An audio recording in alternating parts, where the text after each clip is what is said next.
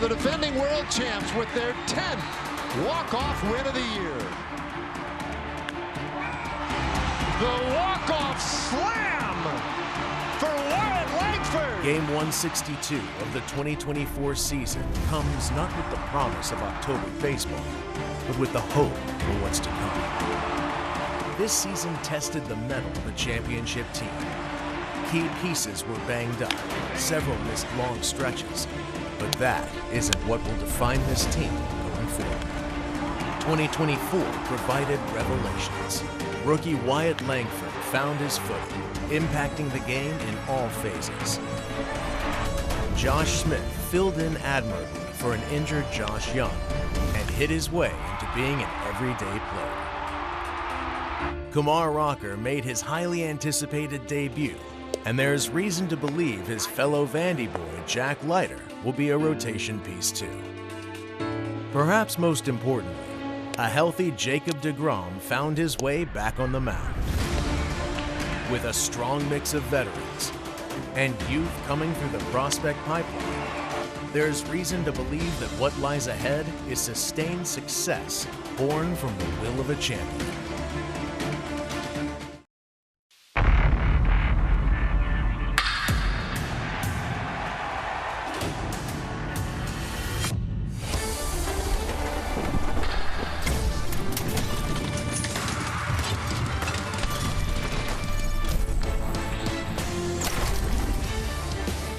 Well, we have arrived at the final day of the regular season 2024. Rangers baseball presented by Choctaw Casinos and Resorts again this afternoon. Rangers and Angels, it's the last game of the season, the last game of this series here in sunny Southern California. All right, welcome in everybody. It's great to have you along with us this afternoon. I'm Dave Raymond with Mike Bassick, and that was a great tease, right? A look back at what happened this year, but also embedded in there a look forward to what will be next season for the Rangers. But this is that time of year you just can't help yourself, Mike. We look back at some of the great moments. What stands out for you? Well, for me, it was right after the trade deadline on August 5th. The Rangers were taking on the Houston Astros, and to start that series off, extra innings in the 10th inning, Josh Smith hits a 2-run walk-off home run to win game 1 of the series. And it just felt like if this world championship team is going to get back into it, that would be one of those moments that would have propelled them into the race and hopefully win the division. But for me, that moment of Josh Smith hitting the homer, being the breakout player of 2024 is my moment of the year. I think probably the highest emotional moment of the season for the Rangers. Now, we were in LA in early June, and in game 2 of the series, you're talking about Mookie Betts, Shohei Ohtani, and then Freddie Freeman. 3 straight strikeouts for David Robertson. The next day he said, what are you guys getting all excited about? He puts 2 men on, and he does it again. Back-to-back nights, striking out 3 probable Hall of Famers in their career. It was electric at Dodger Stadium. One of the great performances for David Robertson, who was so good all year for the Texas Rangers. All right, well, today, one last chance to take a look at the boys. One more shot for Nathan Eovaldi, who's been so good. We'll put him in the spotlight when we come back.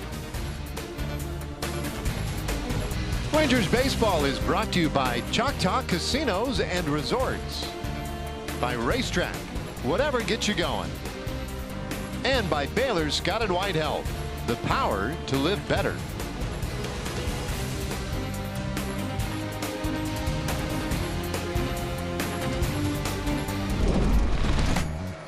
Nathan Eovaldi on the bump today for 162 as the Rangers close out the 2024 regular season. And we welcome you back inside the Big A to get you set for the finale of this series and the finale of the 24 regular season, and of course the final one as the defending World Series champions. And it is a bit fitting that it is Nathan Eovaldi on the mound for these Texas Rangers, because over the last 2 years he has been the undisputed leader of this pitching staff and the ace for sure. As we take a look at the numbers in our Shiner Box Spotlight, we'll see just how effective Evo has been. He has been good in the regular season. He has been good in the postseason. Let's take a look at those regular season numbers first. 3.8 ERA, 24% strikeout rate. That's just in the regular season. Then what makes him so special, those numbers in the postseason. Last year would not have been World Series champions if it weren't for Nathan Eovaldi. That 2.95 ERA bumped that K rate up to 27% in the postseason. It seems like when the light shines brightest, that's when Nathan Eovaldi does his best work. The Rangers fortunate to have him as the member of this staff and leader of this rotation over the last 2 seasons, guys. Yeah, and very cool that A, he wanted to go ahead and throw one more game today, and B, that the Rangers went ahead and made that happen. He'll be a free agent at the end of the season, and that'll be hours from now. Now the Rangers starting lineup presented by Rally House. Marcus Semien at second base, Josh Smith at shortstop, Langford in left field. Heart of the order has Lowe at first, Heim catching, Tavares in center. Jankowski has a start in right field. Dustin Harris will DH again today, and Ezekiel Duran at third, bats ninth. The 6'7" Jack Kohanowitz on the mound, 2-5 record, 58 1/3 innings pitched, has the ERA just over 4.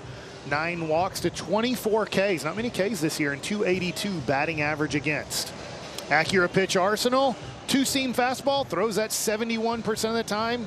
Curveball 20% of the time, and 4-seam fastball and changeup, combine that 9% of the time. So pretty much a 2-pitch pitcher. Pretty much. But he is very tall. He is. He's just 23 years old. He's probably still growing. Maybe he'll be 6'8" next year. First pitch to Semien, and he'll go right after it. A shot out towards center field. It drops in, base hit. So it's been the pattern in this series that Marcus has been on the attack, and he had a hit yesterday, a double. He was really good in game 1. Well, he swung at all 3 first pitches of this series, and he went 2 for 3 on those. Yesterday he fouled it off and ended up getting a double, but good start to the last game of the year. So he's on, and Josh Smith the batter now. Smith, one of 4 left-handed hitters in the lineup today, along with 2 switch hitters in there against the tall right-hander. Kohanowitz, next pitch, rolled shortstop. Nobody to flip to at second, so the only play will be at first. Wow, that was a double play ground ball, but with the setup of the infield, Lopez had nobody to help him. Yeah, there's the second baseman here. Stefanik cannot get to the base in time. You see where he's playing. He's getting there as quick as he can, but smart play by Lopez not to wait on Stefanik and just throw the ball to first base and get an out. All right, let me ask you a question, though. Really, is that a smart play? Or should he have gotten the lead runner? If you're only going to get one, maybe get the lead guy. If you're not sure you're going to get an out, you got to get an out on that. Yeah, well, you definitely have to get an out. Here's Langford. And he swings through strike 1. We could spend a lot of the afternoon talking about the Rangers rookie Wyatt Langford. What a finish he's having. And he chops this one left side of the infield. And Wagaman will have 1 play, and that's over to first. 2 gone. We'll bring up Nathaniel Lowe. Well, so I guess I could echo those same sentiments about Langford for Lowe. He's finished strong. 3 hits yesterday, including a home run and a double. Big walk, too, in the 9th inning. One of, what was it, 3 walks, a hit batter. Crazy comeback last night for the Rangers. A 9-8 victory. And there is strike 1 to Nathaniel. It was the biggest comeback win of the year for the Rangers.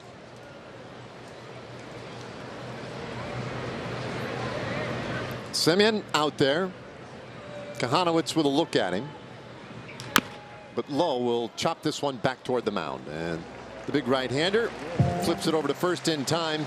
The inning is over. The Rangers leave Semien out there. All right, when we come back, Nathan Eovaldi ready to make that final start of the year for the Rangers.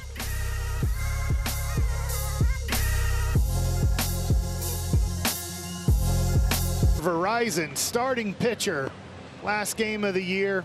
the best pitcher for the Texas Rangers. Nathan Eovaldi, 11-8 on the year, 3.96 ERA, 163 2/3 innings, 161 Ks to 41 walks, and 232 batting average against. What a treat on this last day to get Eovaldi one more time. Yeah, that worked out beautifully. The Angels 63 and 98. It'll be Ward, Lopez, Wagaman, Pilar, Drury, Theis, Campero, Cavadas, and Stefanik on this final game of the season for the Angels. Worst season in their franchise's history with 98 losses. And first pitch swinging. That ball's launched out to left field, but Langford looks like he has room. He does. One pitch, one out. Well, off the bat, you can see Eovaldi with a little bit of a smile on his face. This ball was hit well, but not well enough as it hangs up for Langford right at the Jersey Mike sub sign. So Jack Lopez now. Lopez 254 average with a homer. And he'll take inside the fastball from Eovaldi. I think if you throw it close, the hitters are swinging today. Definitely has that feel, doesn't it? Guys kind of aggressive up there. And this is the last game of the year. Both teams will end the season with sub 500 records. 1-1 on Lopez. And for the Angels, this is one. It was not a great season, and it's getting away from them at the end. I mean, just kind of spiraling into a real ugly mess. As the bouncer to shortstop, it was going to make for an easy putout, but the high throw pulled low off the base. That'll be an error on Smith. Boy, this last part of the season, the Rangers have had issues throwing the ball to first base. Here, a routine play. Josh Smith takes his time and just overthrows Nate Lowe. Nate tries his best to get a tag on here. Smith takes his time and ball sails on him.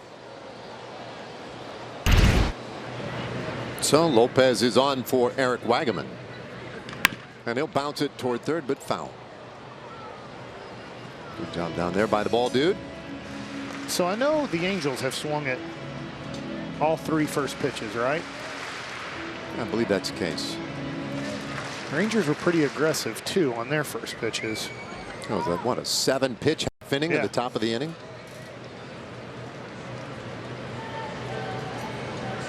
Runner leads, and the 1-strike pitch that's flared out to center. That should drop in. It does. Base hit.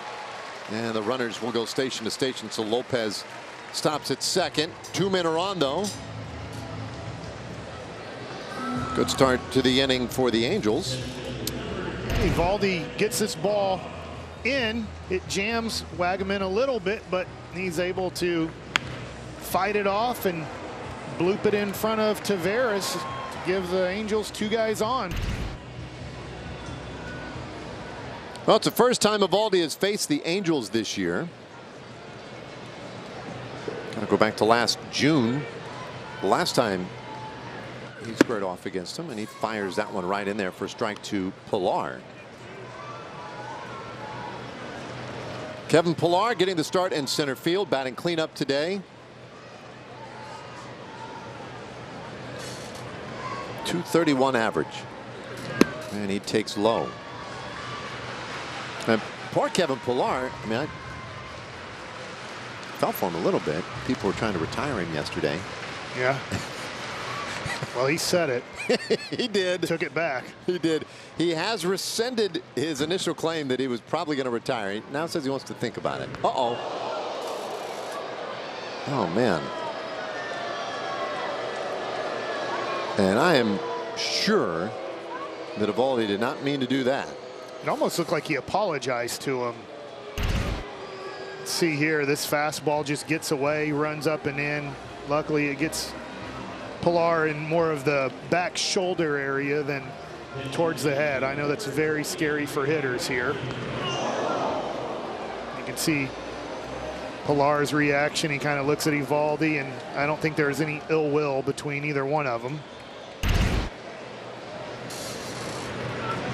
So the bases are loaded, and Drury, the hitter, he sprays that one foul.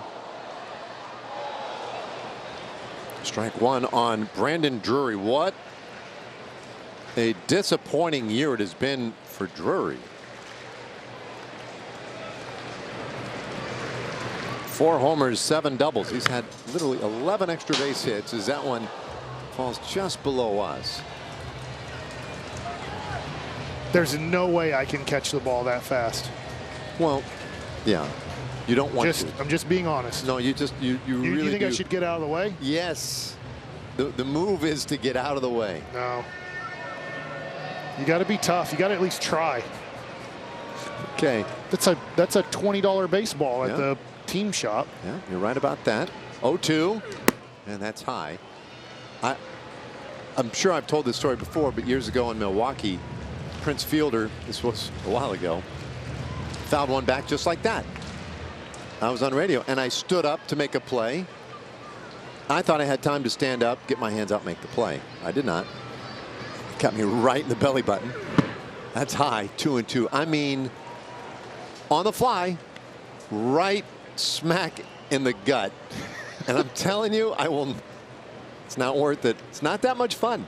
Truly not that fun. I've been hit by plenty of baseballs. That's true. I know it hurts. You live. 2-2. And a swing and a miss. Drury strikes out. 2 away.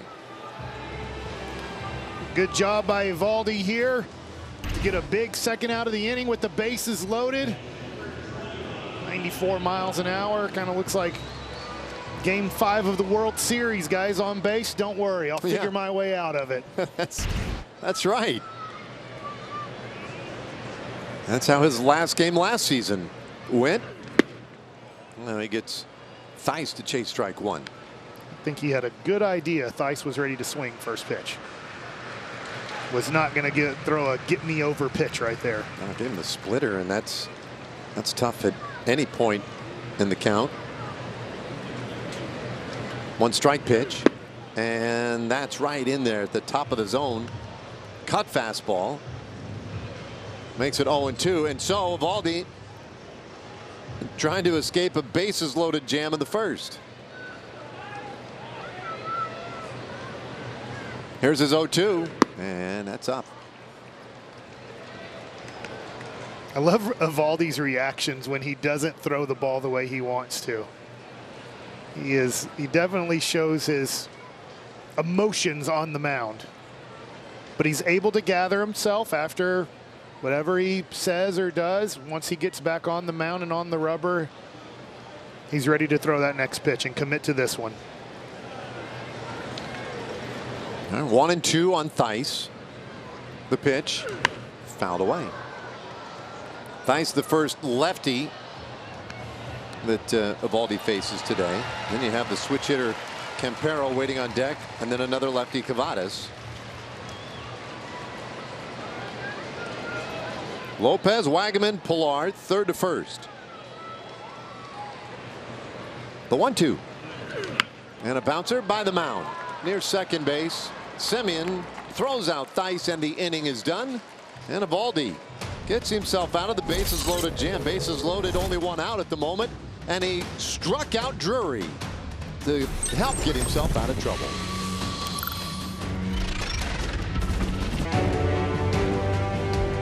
Rangers baseball is brought to you by Choctaw Casinos and Resorts. Yeah, that's how things started, unfurling that world champion banner in right field. Rangers defending that title all year. They came up short as we begin play here in the second inning. Last game of the season. Jonah Heim goes after the first pitch here, rolls it out to second base, and Stefanik throws him out, 1 away. That'll bring up Leody Taveras. So we were right about to start the game today, just literally a couple of minutes away. And they still had the tarp out on the mound here, and then they came out just before the Angels came out, removed the tarp, and you'll notice it's, there's a little dampness there. I think that was the idea, right? And it's pretty arid down here, very sunny today, not a cloud anywhere. So they must have wanted to just keep that thing a little damper for those finicky pitchers. Probably so, but I don't feel like LA is the one where everything's going to dry out in a hurry. But Yeah, I mean, I'm assuming it's either that or they forgot. Yeah. There's two options. I think your option is the right one. It was odd, though, right, to see the tarp out there, like just right up until the guys ran out. Yes. Because there's no real threat of rain. There's not a cloud in the sky. 3-0 on Taveras. And Kohanowitz buries a fastball in there for a strike. Well, Leote, 12 homers, 44 RBIs. Been swinging it pretty well in the month. 3-1 pitch, and he loops that one out over third. That's a base hit. Second Rangers hit of the game. So Taveras aboard, Jankowski coming up. Let's check in with Emily. Well, you guys got to share your favorite moments from the season, and I wanted to share mine, and it comes courtesy of one Travis Jankowski. I'm sure you guys will remember this one, August 28th at the White Sox. Travis with that ridiculous play. I remember I was not on that trip, but watching in my living room and went nuts. And then when you guys came back in town, everyone was still talking about it and asking Jank about it. And I think not only for the great play that it was, but also too because he's such a good dude and does all the right things and is such a great teammate, that to see him get a little bit of shine when he doesn't get a ton of playing time made me real happy. Yeah, that was probably the most remarkable moment of the year. I agree with Mike's walk-off win against Houston. The most exciting moment, Jankowski's catch, was just the most stunning moment, maybe the most incredible play of the year. It was awesome, and I'm just as impressed with the fact that he made that play as I am with the fact that Emily was still watching, because that was game 2 of a doubleheader against the White Sox. I'm a diehard. Man. Yeah, I'm committed. What a grinder. I'm committed. I am. Emily, I wasn't on the trip, and I was watching too. And Thank you. I scared my boys as they were upstairs not watching the game. And I told them, I said, get downstairs right now. Yeah, I know. I remember telling Henry to get in there quick. Yeah, it was pretty awesome. Well, Taveras was taken off on the pitch, and it came in, and it got a piece of Jankowski. So now a Rangers batter has been hit. Protecting Pilar. Man. See here, it's like a fastball, maybe a cutter, gets away and gets Jankowski on the elbow area. He's not wearing one of those protective pads on that elbow area. So 2-men aboard for Dustin Harris, and he takes strike 1. Harris made his big league debut yesterday. Got his first opportunities at the plate. Went 0 for 2 with a walk. Was lifted for a pinch hitter late in the game. And he fouls that one back. No balls, 2 strikes on Harris. You know what's interesting is watching Kohanowitz. He throws 98 miles an hour, but in 58 innings coming into this game, he only had 24 strikeouts.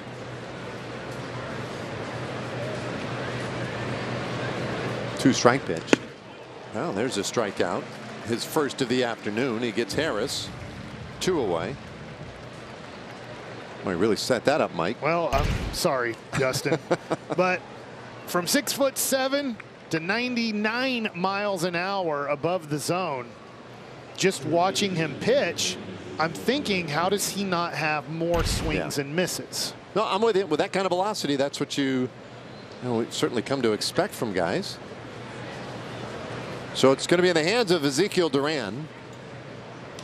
And he shanks it over to the right side. Foul ball for strike 1. 3 homers, 20 RBIs for Zeke.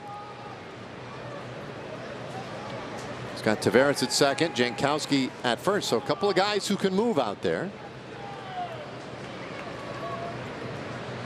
Kohanowitz checks in on Leote and delivers. High, slow chopper, shortstop. Lopez racing and throws out Duran. The inning is over. Rangers leave a couple. We've played an inning and a half so far. 0-0.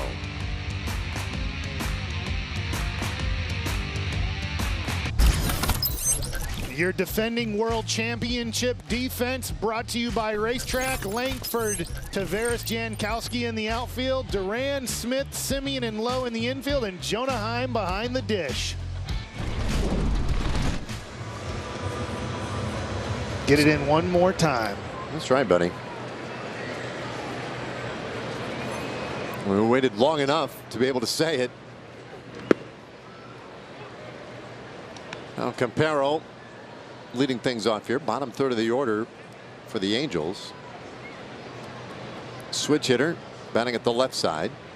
See what Eovaldi looks like here in this second inning. There's a bouncer down to first base. Lowe has it. He'll feed Eovaldi like a good teammate. One away. Those two have a little arrangement. Eovaldi, basically the philosophy is if I'm running over there, just go ahead and give me the ball. Okay. So if I'm going to run all that way. It was the one where Lowe was 1 step away. Yep. The runner was 12 steps away, and Eovaldi was near the base, and he flipped it to him. That Yep. was the one that kind of. Yep, that was a little jarring when it happened. Ooh, big curveball in there for a strike to Cavadas, but they're both committed to the bit.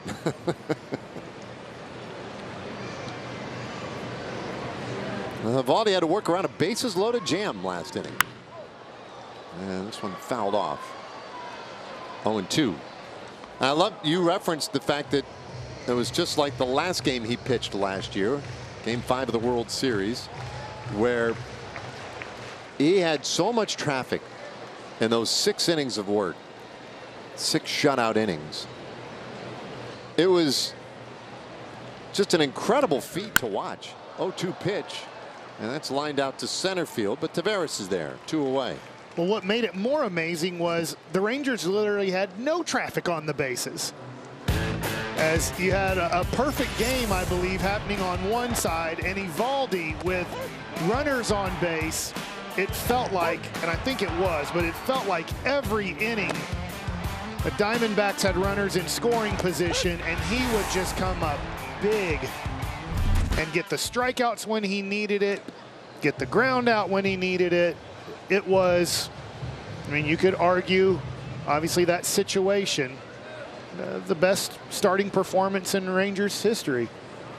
I know it's tough because you have Kenny Rogers. I mean, there's better ones, but in that moment, man. When you work in the context of it. Yeah.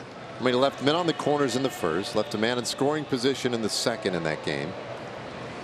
Left 2 men at second and third in the third inning, a man at second in the fourth inning, bases loaded in the 5th inning. It was unbelievable. And that's off the plate, 3-0. It was like he was just standing out there. It's like a boxer in a ring. He was Sugar Ray Leonard dancing around and just missing haymaker after haymaker thrown at his head. I remember after the 5th inning and the bases were loaded and Eovaldi got out of that, I yelled, "This is our night," because I felt like the they had their chance to win the game. The first 5 innings, that was their chance to put the Rangers away and get that to a 6th game.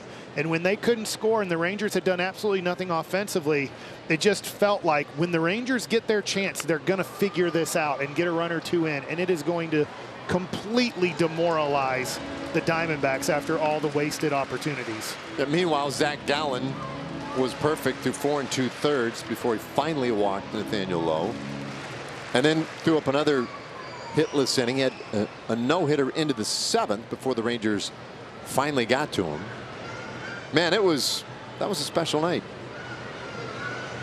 3-2 pitch, and that's fouled over to the right side.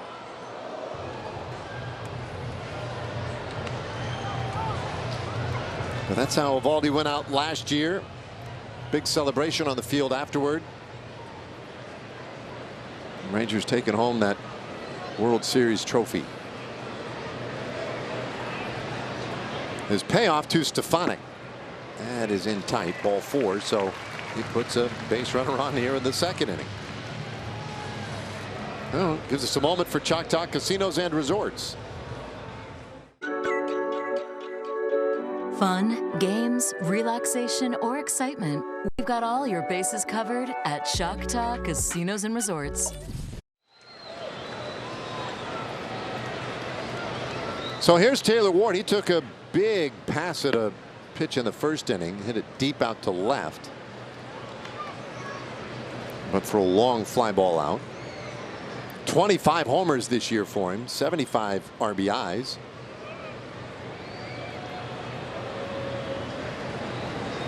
Evaldi's 1-0 pitch, check swing bouncer first base. Lowe has it, gives it to Evaldi. Inning over. So the Angels leave another man. Third inning coming up down here in Anaheim. No score.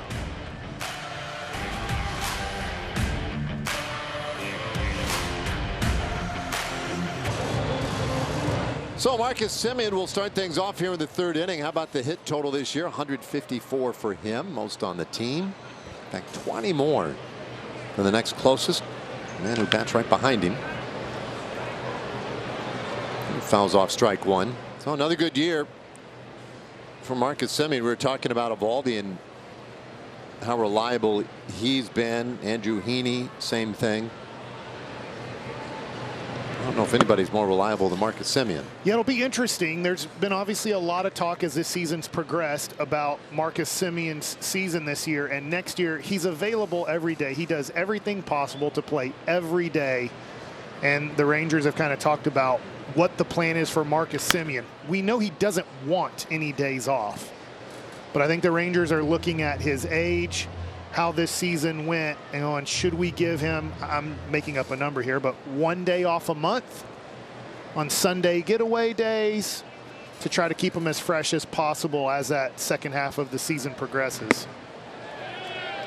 Holds off on a pitch upstairs. 2 balls and 2 strikes. He homered in Friday's game. That was his 26th against the Angels in his career. Only George Springer among active players has more home runs against the Angels. Springer with 28. And Marcus fights that one off. 2-2 the count. A lot of success over the years against the Angels. 80 career RBIs against him.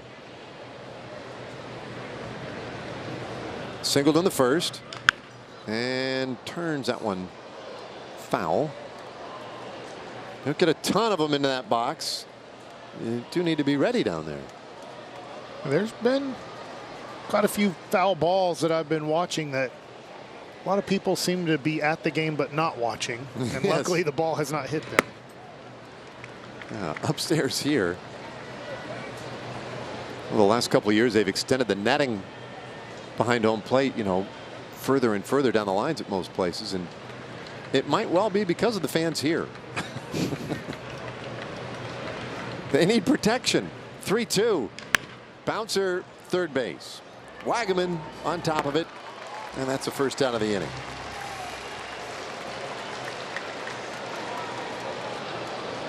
So it'll bring up Josh Smith. Smith now hitless in his last 10 at-bats, but that will do nothing to shortchange what has been a career year for the Rangers shortstop. Pulls this one down to first base. Easy play for Kavadas. 2 gone. And our Choctaw Casinos and Resorts game within the game. Here's Wyatt Langford now. His ranks this month among American League hitters, not rookies, but everybody. First in homers, 5th in RBIs, 1st in OPS. Aaron Judge right there with him in most of those categories. Rodriguez, Brent Rooker. But you're talking about a guy with a real legitimate shot at American League Player of the Month. I think Rookie of the Month is basically locked up. And I mean, you can double dip there, right? You can win the Rookie of the Month and Player of the Month. I mean, I'm assuming Ichiro won a lot of those his rookie year because he won the MVP too. Well, bounce out to third here to complete a 1-2-3 inning. Rangers going quietly again. No score in Anaheim. This is the Rooms to Go Lounge. John Radigan here with Aaron Hartigan, and this is the final game of the regular season, Aaron. What a year it has been, though. One to remember, largely because we got to spend it in the Rooms to Go Lounge. That's first and foremost. We had so many great giveaways, not to mention Adrian Beltre going into the Hall of Fame and Elvis Andrus retiring as a Ranger. Oh, great moments through this year, and I loved the walk-off Rangers, right? And you had walk-off Wyatt emerging. So much youth and so much hope for the future. And Wyatt Langford in left field has already won one Rookie of the Month. And we look at what he's done in September, which will get his second Rookie of the Month. But you see he has 5 more home runs than that month of June. The RBI is very close. The OPS a lot higher, and the stolen base is the same. We'll see if Wyatt Langford, we said, or you said, Dave, the double dipping, getting the Rookie of the Month and the Player of the Month. And Rookie of the Month sewed up. Player of the Month, it'll just be interesting, and I don't know this. Obviously, Julio Rodriguez, he's not going to make the playoffs. Their push did not happen. The Rangers didn't even have a push to go for in September, but I just wonder, to the voters of that, will it matter at all, the Yankees making the playoffs? I get that for MVP a little bit, but Player of the Month, I don't think that matters. 62. Did you just see that pitch? That was either he slipped or he tried to throw an ephus. We need to see that again. 1-1. And that's outside. I guess 2-1. This had to be a bet. He intentionally did that. Yep. He saw if he could throw a, I don't know. That's basically an ephus. His hand's behind the ball. He has a fastball grip. Yep. Yeah, he's just trying to lob it in there. Okay. I like it. Go ahead. Yeah. Just make sure to protect yourself. Work for Kisner this year a lot. Little bouncer foul. 2-2. Came in and had some great lob innings. It was Bill Lee, the spaceman. Yeah. Back in the 70s, who he actually used it a number of times in a World Series game. Like, no fear at all. That's fouled back. Would Greinke do that a little bit here and there? Yeah. Maybe it was. Yeah, he kind of did that. Yeah. It's not easy, right? Because you got to slow everything down. Yeah, you saw it right there. Like I was hoping he wasn't hurt, because a lot of times if you stop throwing the ball like that, he just sent his teammates scattering in that Angels dugout. Incoming, fellas. Well, then when this field was a little bit different, I remember as a kid, I believe it was David Hulse who hit like 5 or 6. Yes. Into LA's before they had all the protection. He had emptied the dugout for the Angels.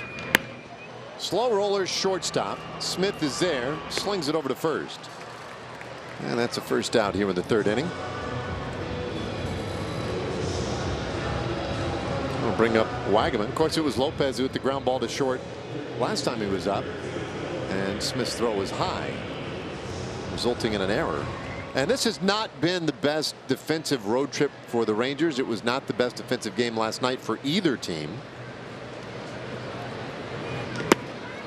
We talk a lot about 2024, the Rangers' offensive struggles. And I would say this year also there was a pretty good drop off between the 2023 defensive Texas Rangers and the 24 defensive Texas Rangers. Agreed. Curveball misses in. 1-1. And sometimes those things will be obvious. They'll reveal themselves in something like errors or fielding percentage. Sometimes they're not as obvious. They don't show up as easily. But if you watched a lot of the games in each of the last 2 years, you don't need it quantified in any way. There was definitely a drop off this year defensively for this team.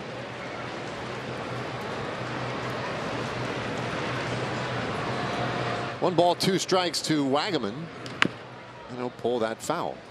Well, and I assume this year when it comes to the finalist, I'm going to assume that Marcus Semien is still a finalist, if not the Gold Glove winner at second base. I thought he played Gold Glove defense at second base. But I couldn't say anybody else on this team is going to. Last year, you had finalists and then guys that won, Lowe, Heim. I don't know if there's going to be anybody else as a finalist this year. Little dribbler out in front of the plate. Nice play by Jonah Heim. Won a Gold Glove last year. And he gets the gold Rawlings the rest of his life for winning that Gold Glove. But yeah, this year I think Jonah would say, yeah, I wasn't as good behind the plate this year. Sometimes throwing out runners, yes, sometimes you can be inaccurate throwing the ball, but the pitchers, to me, with the new rules, they need to work on doing a better job of holding on runners.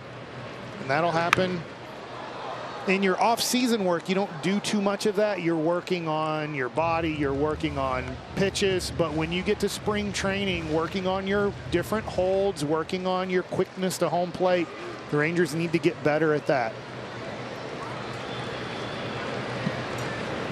Eovaldi's one strike pitch to Kevin Pillar. Swinging Sue a slider, 0-2 the count.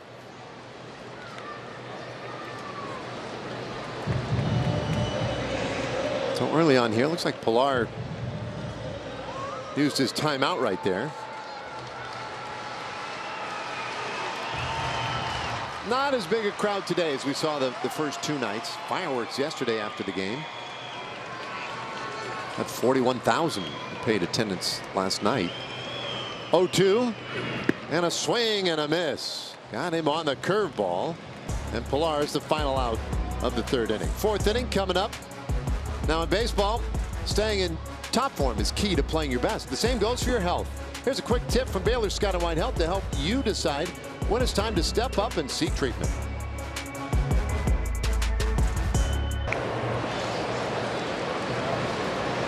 All right, scoreless game to the fourth inning. Beautiful day down here in Anaheim. And the first pitch, this ball's blasted way out there to right field and off that wall. Lowe racing into second, and he has a double.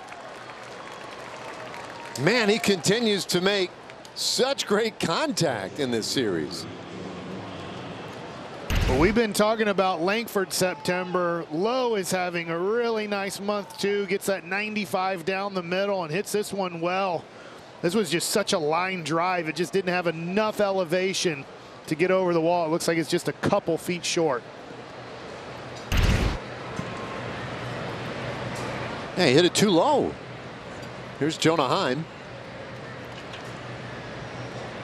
And he lines that one out to left field. That gets down, base hit. Lowe being waved around third base.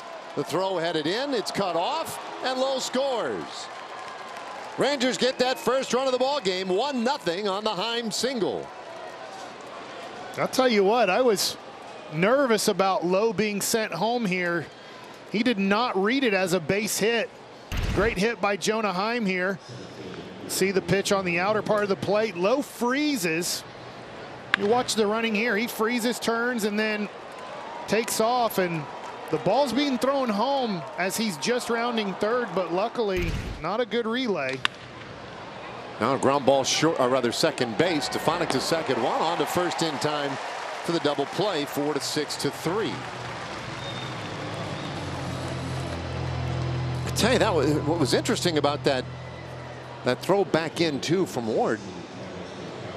No sense of urgency at all there. No, and that probably has to be one of the main reasons Ron is so frustrated this year. As I know Ron demands Wash. He just demands his guys, and he should play hard. Yep. And sometimes you watch, you can make mistakes. Mistakes are going to happen all the time. But to your point, throwing the ball hard to your cutoff man, running out ground balls, making sure you know where you're supposed to throw the ball. Last night we saw kind of a situation where Campero threw the ball towards the infield, I guess. It ended up going back towards the outfield. And it's toward the right left fielder. I don't know what that was all about. 2-1 to Jankowski. It was a tough moment. And it could have been one of those where you got halfway through the process and your brain just told him, whoa, whoa, whoa, you're doing it wrong, and then it's kind of a half measure, and those are terrible. 2-1, and that'll even the count. Yeah, Ron Washington, such a great baseball man, and wonderful history with the Rangers. 8 years managing in Arlington, from 07 through 14, the 2 World Series, 5 winning seasons with the Rangers. That's outside. Full count.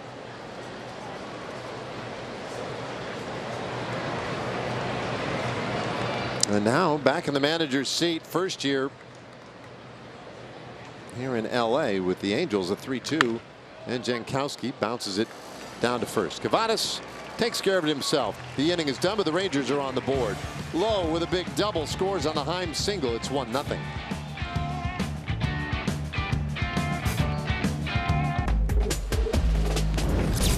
Well, here's Wash after the White Sox series. He says, I misspoke. I didn't mean it the way it came out, where I'm saying the organization isn't giving me big league players. It's players that have to grow into big league players. So kind of sounds like he didn't misspeak too much, because he's saying that these guys need to grow into being major league players. And watching this series, you can see where Wash's frustration came out after getting swept by the White Sox.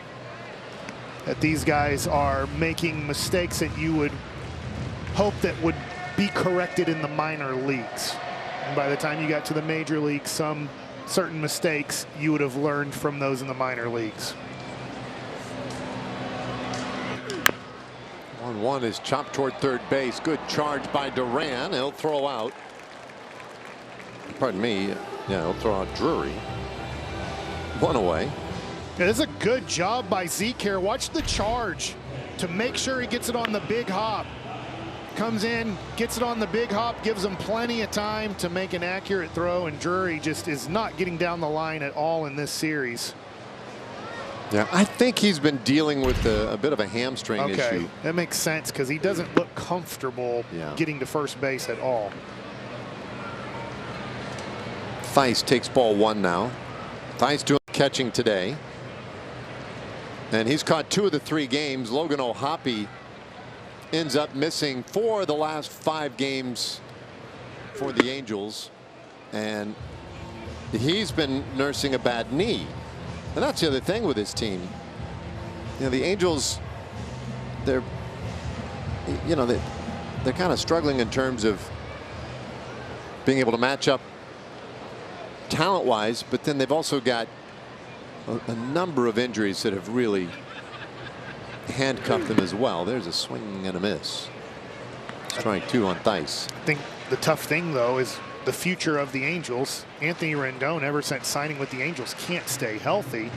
Mike Trout can't stay healthy. So those 2 guys, yes, veteran guys. Trout, one of the best players in the game for a long time, but I don't know how you can expect those 2 guys to be healthy next year for the majority of the season. I know that you hope that they are, but I wouldn't, I wouldn't think they're going to be healthy for, let's say, 120 or more games next year. Well, it certainly would be very difficult to bet on that being the case. A 2-2, and that's in the air. Back of third base. Duran waiting in that sunshine. He makes the catch.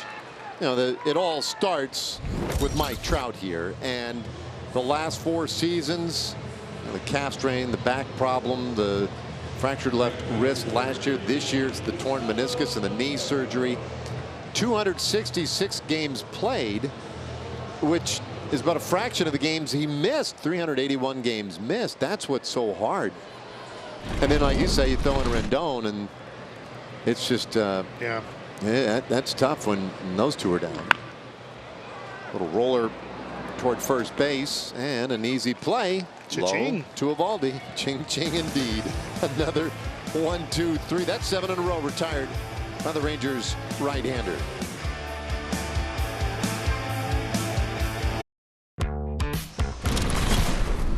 It's time for our 5th inning, presented by Audi here at the Big A in Anaheim, California. The defending world champs with a 1-0 lead.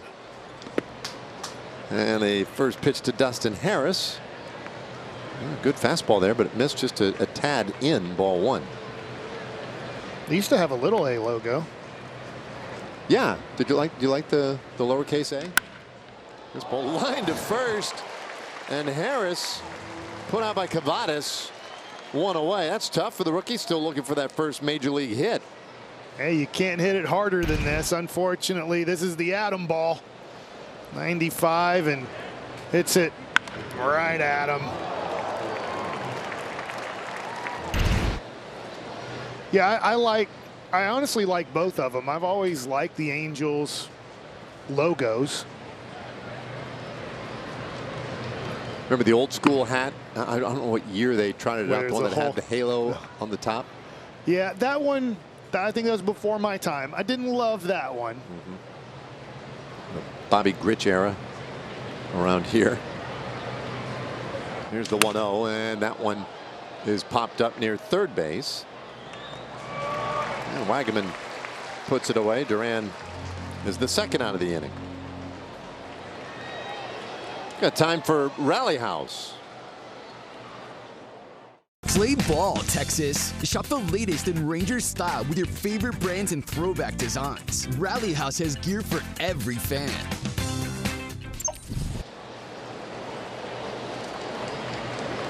There you go. It's the Navy hat. Yeah. This one is high in the air, first base side, and it's like Semien will be a quick out in the 5th inning. Boy, the Rangers went quickly and quietly in their half of the 5th. We are halfway there this afternoon, 1-0.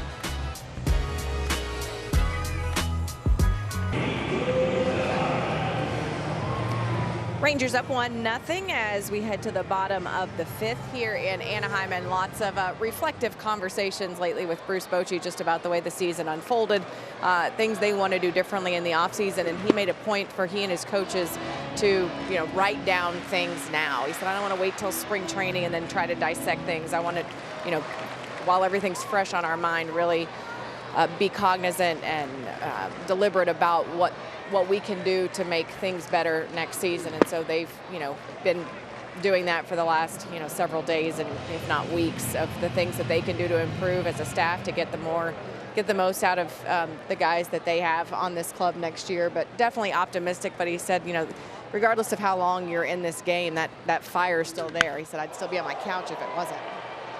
This ball hit hard out to right field by Cavadas, but he's the first out of the inning.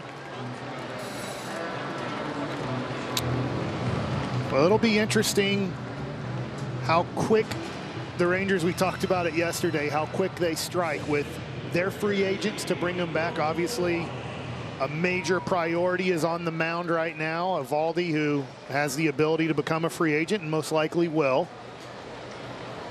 Kirby Yates, who's been one of the best closers in the game of baseball. I think the Rangers have a lot of interest in bringing those two guys back.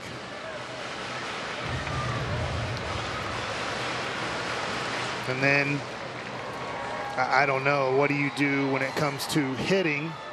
I know Emily was asking about different philosophies. Do you change it based off of this year? And last year, you're one of the best offensive teams. This year, average to below average in a lot of categories. Yeah, and I clarified on that. I didn't think philosophy was the best word for me to use, and so I came back and said maybe identity, because obviously the offense was the identity of that team in 2023, and it was not, in 24. And do you have to, kind of adjust that identity based on the players you have? And he said, yeah, you do to an extent, but he said we felt good about our identity being the offense coming into this season. I think everyone did, and it just didn't pan out that way. So they've got to be willing to, adjust and adapt. And, Boch even said today, I kept thinking, you look at what the Tigers did to close out the season, that we would do something similar. It was just a matter of time before we got hot and things started clicking, and it just never happened. And he said, I believed that until, the day we got eliminated from the postseason. And so, it'll be interesting to see, what guys do in the offseason with a full complement of time to heal and prepare and all that stuff. But yeah, I think this season caught a lot of us off guard. I don't know that anyone thought we were guaranteed to repeat as World Series champions, but I think that it's definitely been a surprise. Well, comebacker to Eovaldi, and he makes a quick, scoreless bottom of the 5th inning out of it. 6th inning coming up. Eovaldi in his final start of the year, the final game of the year for the Rangers, and he's pitching a beauty.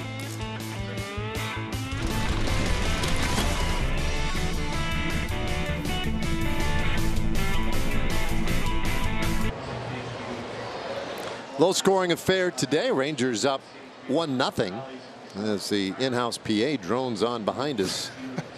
Josh Smith, Wyatt Langford, and Nathaniel Lowe this inning. First pitch swinging, and Smith rolls it down to first. 1 pitch, 1 out here in the 6th inning. Nice play by Kavadas there.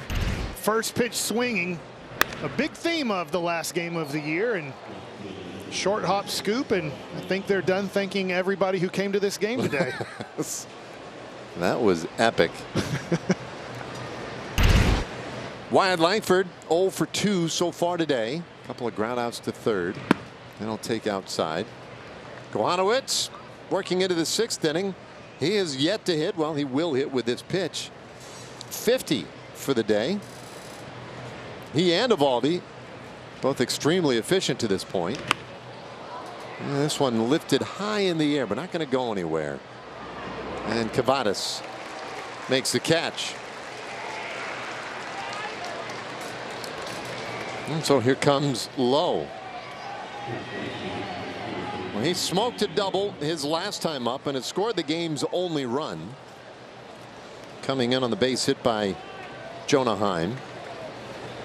Lowe had a great day yesterday. He's had a really good road trip. 7 hits on this road trip. Started with 3 games in Oakland. He takes Lowe here. So the Rangers, with that win last night, they win the series. They have a chance to sweep this series, but they've already won this series with the Angels,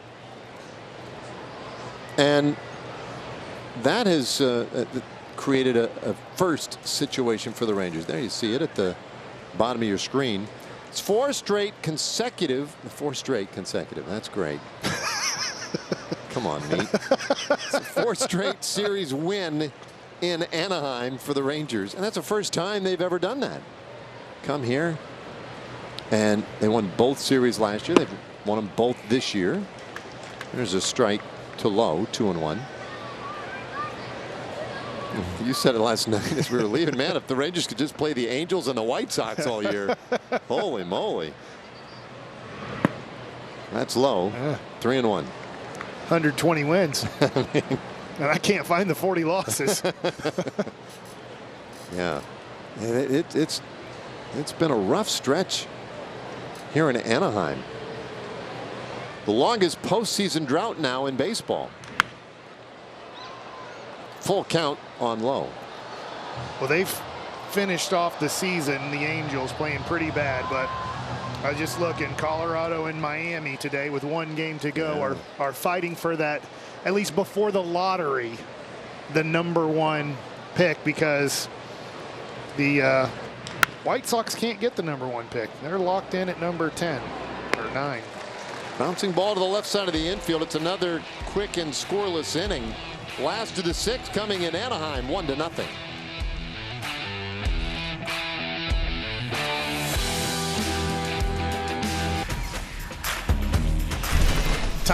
Time now for your sage pitching decisions. And last time Eovaldi faced Lopez, he went with the first pitch. This one's called the coach pitch. Doesn't throw it for a strike. The next one, he gives you the slide step out of the windup.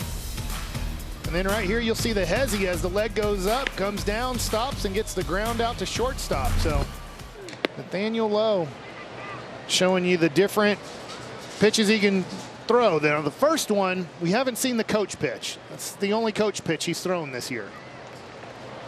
But we have seen him, obviously, in the slide step, quick pitch situation from the windup. And then here we have the normal leg lift. A roller left side. That's a tough play. Smith throwing it sidearm from the hole, but it doesn't get there in time.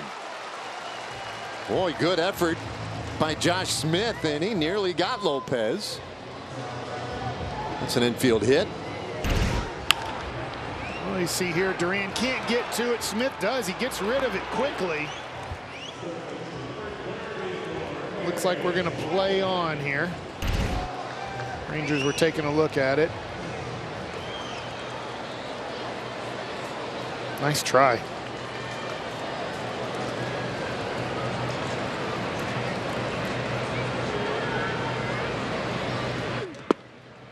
Well, now the first pitch here in for a strike to Wagaman.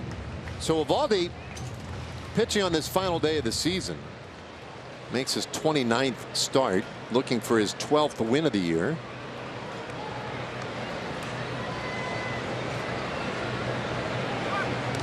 And his ERA coming in was .396. So he was, I mean, there's a little bit of a gamble there if you're Eovaldi, because, you know, a sub-4 ERA, that's kind of a nice thing to have. Yeah. But, yeah, you give up a run or two, and that's suddenly in question. But it's down to .384 at the moment. Yeah, last night Heaney had a similar situation with a .398 ERA coming into the game, but it just wasn't his day yesterday. Okay, so that's, by the way, that's how I see this, right? I see it through the lens of what's it going to look like on the back of my baseball card. Yeah. Is that on anybody's mind down there? It is, but I love that Heaney wanted the ball yesterday and Eovaldi wanted the ball today. That they wouldn't just say, hey, I want to keep my ERA under 4, or guys that are hitting, let's just say they're hitting .271. Hey, I want to keep my batting average above .270. I don't want to risk it. I'm not a big fan of players that decide to sit out the last day to protect a number. Right. Let's just say if somebody was, I think there's only going to be 8 guys in Major League Baseball who hit 300 this year. But if you're hitting 300 coming into the day, or 301, that you wouldn't want to play out the last game of the year. Well, that's a beauty. Strike 3 called. Wagaman down looking, 1 away. Well, Eovaldi does this so many times to hitters that they might be looking for something else besides a fastball, and that ball looks like it's going to be outside, and then you watch this ball come back to the outside corner of the plate, and Jonah Heim frame it up for strike 3. Well, he gets a whiff on that first pitch to Pilar. He knows that guys are taking rips on his team and the Angels first pitch, and doesn't mean you can't throw a strike, but you don't want to just throw a fastball down the middle in this game first pitch.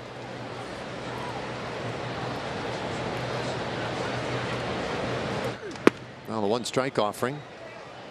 That's in there. 0-2 to Pilar. He plunked Pilar earlier today, struck him out swinging the last time they squared off.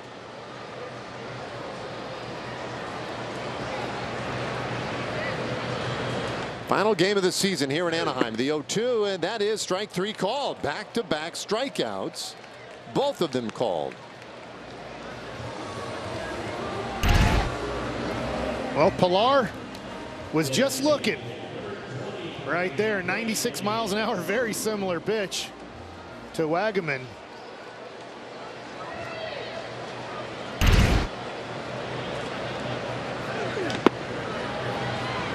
And now the first pitch a little bit low to Brandon Drury. Well, speaking of guys playing or not playing, trying to protect something, Luis Arraez was leading the National League in hitting, at a 4-point lead on Shohei Ohtani. And that one's fouled away. Ohtani trying to win the Triple Crown, right? And that hasn't happened in the National League since the 30s, 1937. Arraez had been struggling. Last 8 games was hitting 152. Okay. Ohtani, as we know, is on fire. So the question is, would you play Arraez today, or would you sit him? Well, they're going to the playoffs, San Diego. I would play him if he wants to play. Is he playing? He's playing. They sat him yesterday, but he's 0 for 2 today. Okay. With a strikeout. And I'm going to assume this.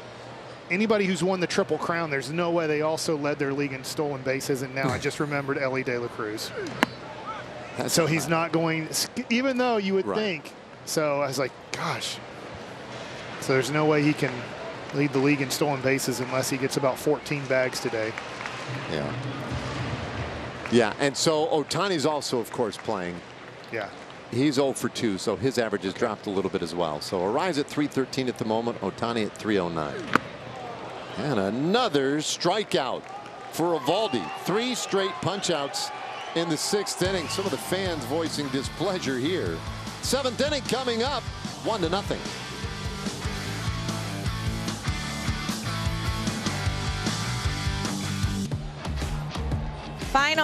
Final Chevy under the hood of the regular season. And well, look what we have here.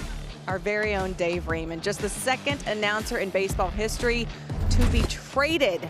How on earth could somebody trade our sweet, loving Dave Raymond? Yeah, I look at him as somebody was trading for me. Yeah. Okay, great point. Great point. You're right. People You're right. want That it. means somebody wants you. Yeah. I like the way you look at this. That's the way I viewed Yeah. all of my high school and college breakups as well. Yeah. Yeah, well, listen. Things happen. When you're basically a bit or a gag for a team, like, wow, what an honor. You traded me. Bouncer right side. And Heim retired quickly for out number 1. Well, listen, if you wouldn't have been traded all those years ago, we might not have ended up together here. That's in true. this moment. That's true. And I treasure that. Well, thank you. So do I. And yeah, you don't know, right? That is a good point. Who knows how these things work out? But you know the other announcer was, Mike? Who you got traded for? No, the only other. Oh, it said on there announcers- Ernie Harwell Oh, on the okay. bottom. I can read. I didn't see. I know I went to public school, but they taught me how to read. Yeah. Tavares. Now, that was a big league trade, though, right? That was a big league trade, yeah. From the Atlanta Crackers to the Detroit Tigers. A liner off the glove of Lopez. And Tavares is on here in the 7th inning. Well, that was a great effort there by Lopez. It really was. Line drive right here. Lopez shaded up the middle, lays out, gets a piece of it, but can't make the play, and almost gets into the webbing there. But Leote gets himself a base hit on the last day of the year. His 2nd base hit. Yeah, I mean, in a day where there are a total of 7 hits in the game, and Tavares the only multi-hit game. He's got a nice lead, and he's going. The pitch is taken for a ball to throw to second, not in time, and Tavares has his 23rd stolen base of the year. I like it. He didn't even have the oven mitt ready to go. He put it on, but it wasn't strapped on. And see if Ron wants to replay. He says, no, let's keep playing baseball. And you see the jump there and slide in, and the lime green mitt gets in there first. That was close, though. Very close. Ooh. So Jankowski could pick up an RBI here. He takes inside 2-0. It's funny that Ernie Harwell sort of comes up today because we were just in Oakland. They were shutting down the Coliseum, and there were fans who were taking out seats and things like that. A lot of people looking for some little piece of memorabilia. And when they closed Tiger Stadium, they asked Ernie Harwell, they said, is there anything that you would like, you know, before we tear this thing down? If there's something you want, man, you've been here forever, take it with you. Do you know what he took? No clue. He took the urinal from the visiting clubhouse. What? The trough urinal. And for women, that might not be as obvious, but for men who know what a trough urinal is, long urinal. And, and his thinking was I'm that confused. all the greats in the game who had come through Tiger Stadium had used that urinal at some point or another. And his wife Lulu, she used it as a planter. Oh, okay. Yeah, no, she didn't use it. She used it as a planter. Right. Yeah. So they took it home. She put in a little potting soil and planted some flowers there, and that's the great Ernie Harwell for you. Wow. It's ball 4. And Jankowski is on. So a couple of base runners. Saying Dallas Bradenton didn't want the visiting team's urinal. I'll tell you, ever since I heard that story, first of all, I thought it was genius. And I was thinking, yeah, I would want something like that. So I don't know. Who knows if Ken Korak or Dallas or whomever, if they got a special piece like that from the Coliseum. This ball hit hard out into right field. That's down, base hit. Dustin Harris with his first major league hit. It gets Taveras to the plate. Here comes Jankowski. It's a 2-run double for Dustin Harris. And he can go ahead and smile out there at second base. Congratulations, Dustin. That ball is going into your trophy case. Well, he hit a line drive earlier. This one here, he hits another line drive. And this one gets into the right field corner. And not only is it your first ever big league hit, but you get a double and you get 2 RBIs. That's awesome. That is awesome. And now Duran, a roller shortstop, and Lopez bobbles. Tough play for Lopez because Harris was running right in front of him as it was happening. And that has scored an infield hit. Okay. You can see Duran here. Lopez just misses it. It didn't look like it took a bad hop. You mentioned Harris was running near the ball, but it's a play a big leaguer should make there, but we'll take it. If I was Kohanowitz, I'd be a little frustrated. How is that a hit? But that's the original or initial scoring decision anyway. I wrote it down as a hit. You can't change it. No, you aren't going to have to change it because it is an error. So okay. It makes sense. Yeah, that's got to be an error, right? So it was a ground ball. He had to charge it to make the play, but I would consider that a routine play. Now, same. So they're on the corners, 1 out. Semien 1 for 3 today, and he'll foul that one off. Well, Marcus needs 1 more RBI to get to 75.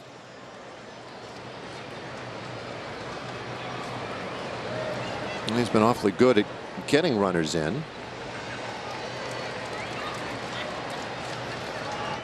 And with the infield back, really all he has to do is put it in play. He's in a hole, though, 0-2.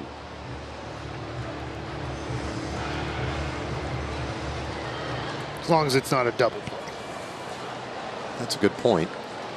Yeah, don't do that.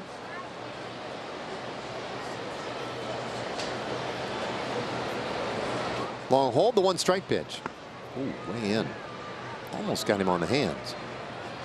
Kohanowitz held that velocity, 96 on that last one there as he pitches in the 7th inning. This will be his 70th pitch of the game. Been very efficient.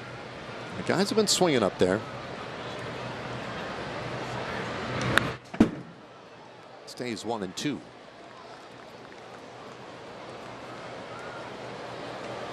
They do have activity in their bullpen. Guillo Zuniga, 25-year-old right-hander, getting ready. We saw him the other day. And that's in the dirt. 2-2. Zeke thought about it, but didn't get the best read from first base with that ball in the dirt. Kind of came back to the base. Kind of shrugged his shoulders like maybe I could have gotten there, but didn't want to take the risk. So the big right-hander ready again. And he lets it fly. That one fouled away. Well, as I'm sure many of you have probably heard by now, today will be the final Rangers broadcast on Bally Sports. So next year the Rangers seeking a new arrangement to get the games distributed to a lot more of the fans in the 5-state region. There's a high pop-up near first base, and that one handled by Cavadas, 2 away. That was interesting. You usually don't see a guy lose the bat and hit the ball. No. Like usually when the bat goes flying away, the ball is not contacted. We've had a lot of great people we've worked with over the years. here at Bally's. So pitch is upstairs to Josh Smith, ball 1. We told you about the great work Eric Daly did in Oakland, our director.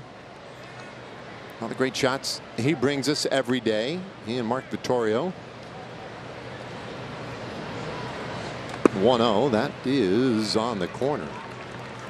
Our coach, the big toe, Sergeant Holka. Patrick Modrowski. Doug Foster, who helps out when Patrick gets a rare day off. Kevin Lewis, our technical director.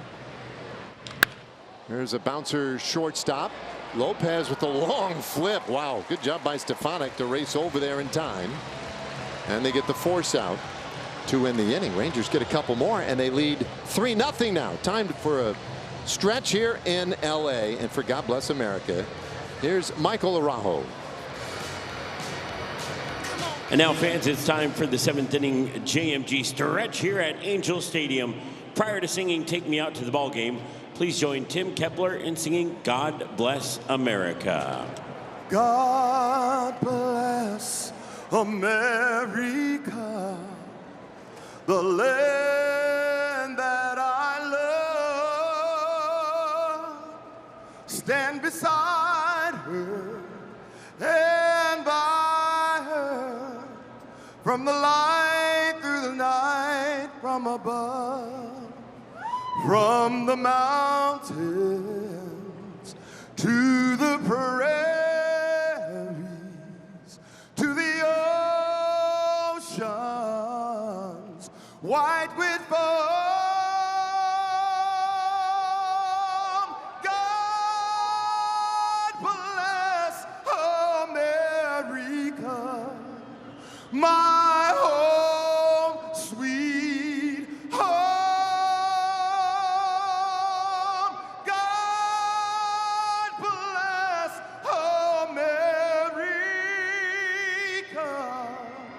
My home, sweet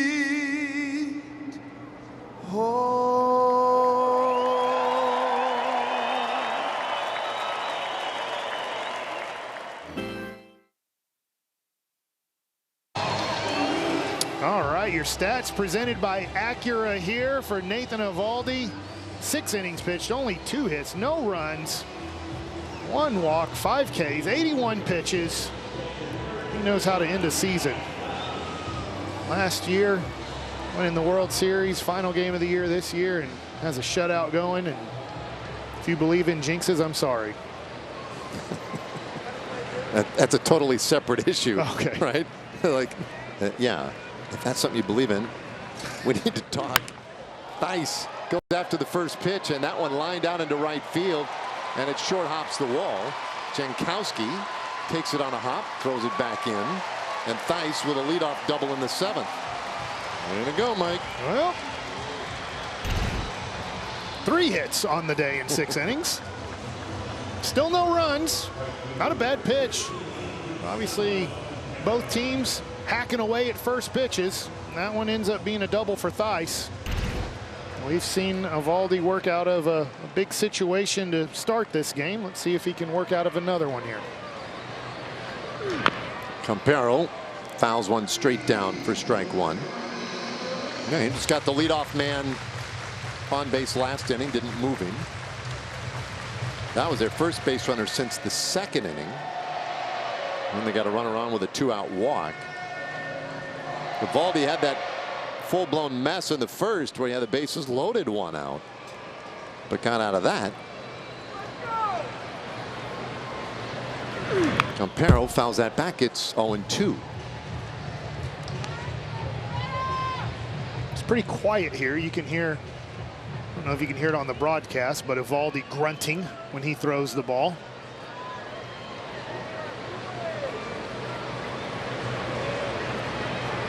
I'll see if we can pick it up here. Pretty clear. 1-2 the count.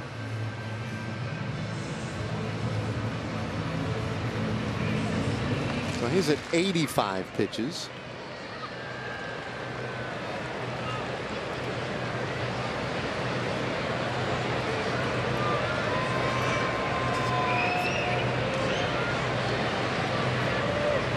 1-2. And fouled away. It does show, right, in a environment where it is quiet.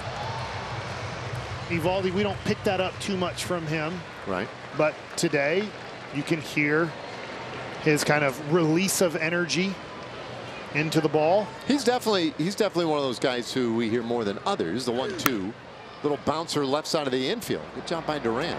Once the runner back gets Campero, and that is the first out of the inning. We did see some bodies beginning to stir quickly in the Rangers bullpen, so they're not looking to like push Eovaldi. There's no point in that. The thing I love about Eovaldi, though, right there is he knows where his defense is at. As soon as that ball was hit, he's covering third base. There's guys that they get on the mound and all they can think about is the pitch being thrown, and then the ball's put in play, and they totally forget what their responsibility is after the ball's put in play. Cavadas takes a splitter for strike one. Nico Cavadas 0 for 2. 3-0 Rangers on top, trying to sweep this series.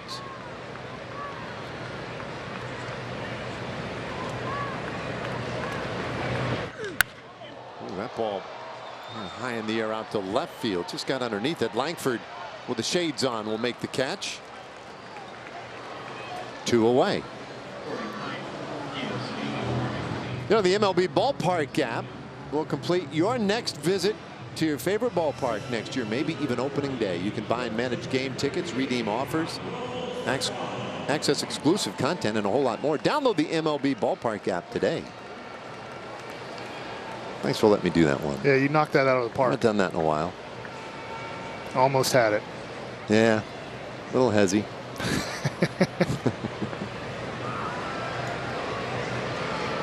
A nice crowd here on a Sunday afternoon. This one's fouled away. I remember as a kid, I grew up in Nebraska, so it's not like I had access to big league games, but I always remember the last day of the season being one of those where I felt like I was just holding on for dear life. You know what I mean? It's like, I don't want it to be over. Yeah. But then you were also looking forward to the postseason, all the excitement. That's outside, 1-1. It feels a little bit different, though, this year to last year. That game felt like it took about 48 minutes in Seattle. Yeah. 1-0. And the Rangers just couldn't figure anything out. This one over third into left field. That's a base hit. Up with the ball, Langford. Here comes a throw to the plate, and they got him at the plate. A great throw. The tag applied by Heim. Theis is saying, hang on, you guys take a look at that, and the Angels may want to challenge. But a great play in left field from Wyatt Langford.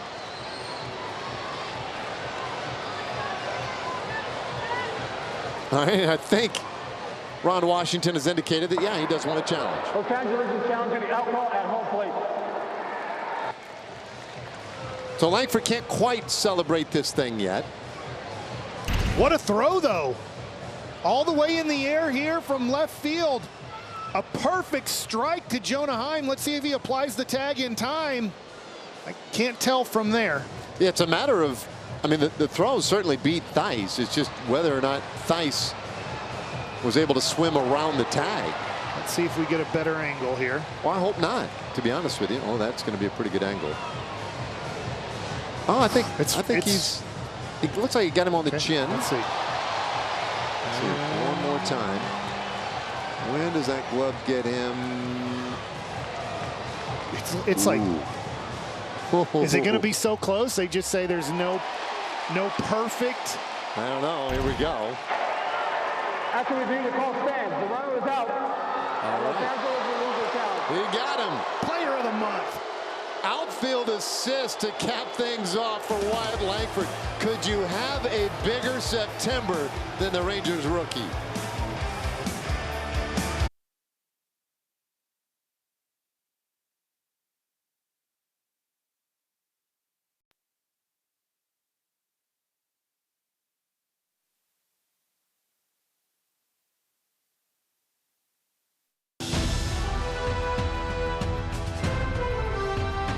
Rangers Baseball is brought to you by Sage, official finance software partner of Major League Baseball. New pitcher on for the Anaheim Angels of Los Angeles, your Acura pitch arsenal, Gio Zuniga. 2-seam, 4-seam, slider, and changeup. I don't know. They threw in a whole bunch of. There's probably 3 other cities they threw in at one point. California Anaheim Angels of Los Angeles. Yeah. Near Disneyland. That has been, by the way, a moving target for so long. Yeah. I mean, can we please just settle on something? Langford made that brilliant throw a moment ago. Now gets to lead off the 8th inning. Chance to get a hit in that final game of the year. He's 0 for 3 so far. He's homered in 3 of the last 4 games.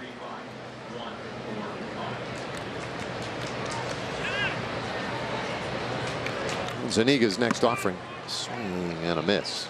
Strike 2. A little bit of heat at 98.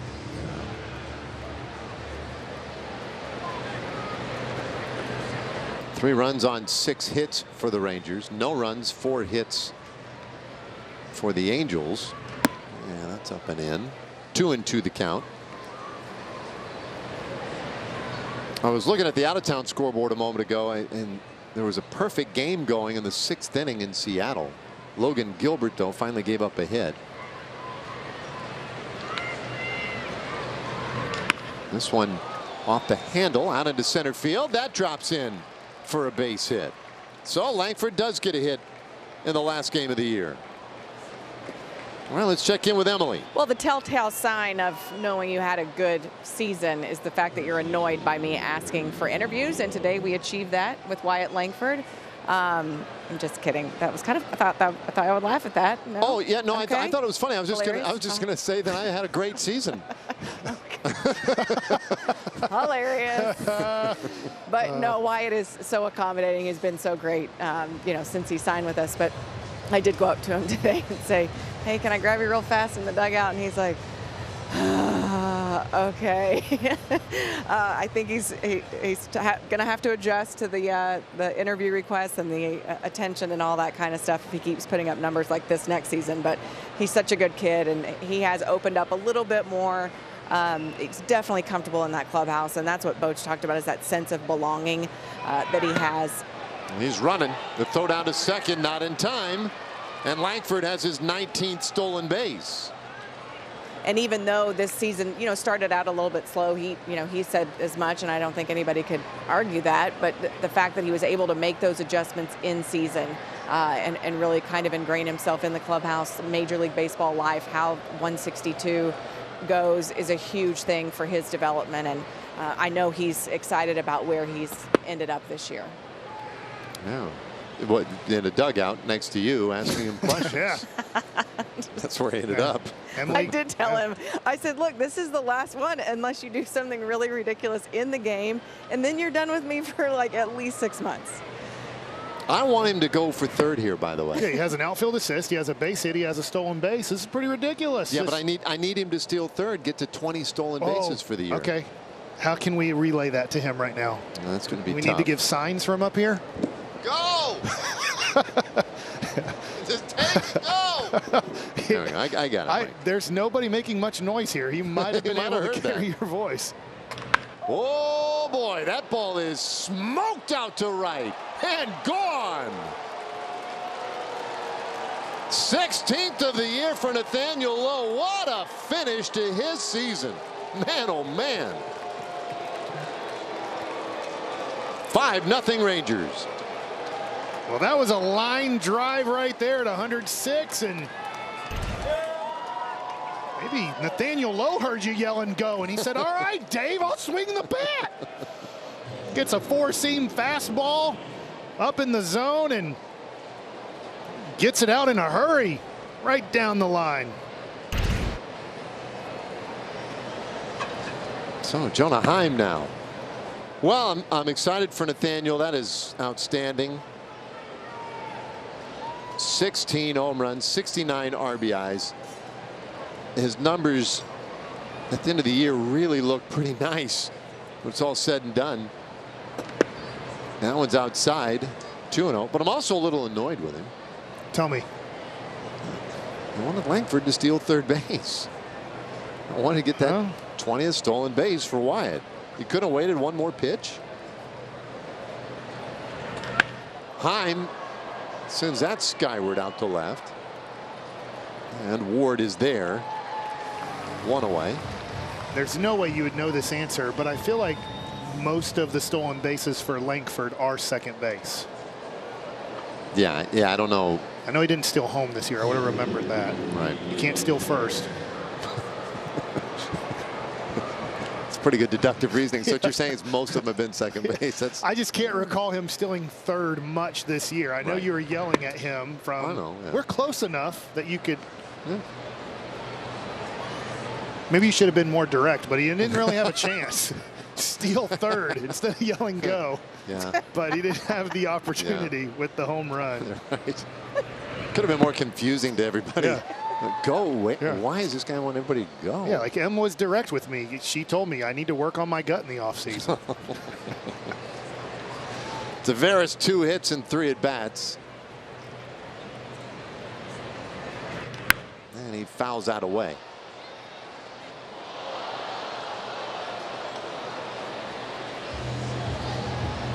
Wanted 2 on Leote, so 8th inning, and the Rangers putting up pretty good numbers in this series. They scored 9 runs yesterday, scored 5 runs in the opener, another 5 runs here this afternoon.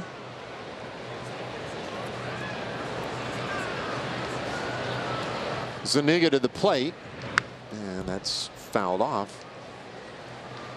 Well, yesterday we didn't think some guys were going to hit in the 9th inning. Right. But they came back up. So maybe Langford gets on first base.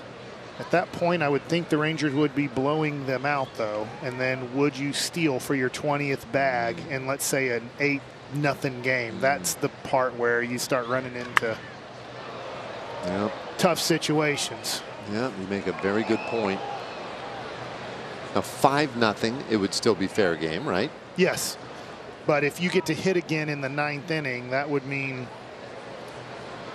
I would assume you've scored a few more runs at that point.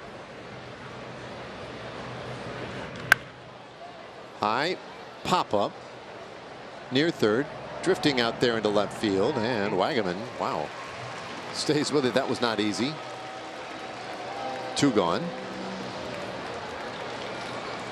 I was watching last night, Dave, a guy review the last game in Oakland, and they were talking about the magical Oakland sun, obviously, when it's a day game and the outfielders can have issues. And that ball, right? It's interesting. There's no clouds today, very sunny, but yet in Anaheim, all of those high fly balls have been caught.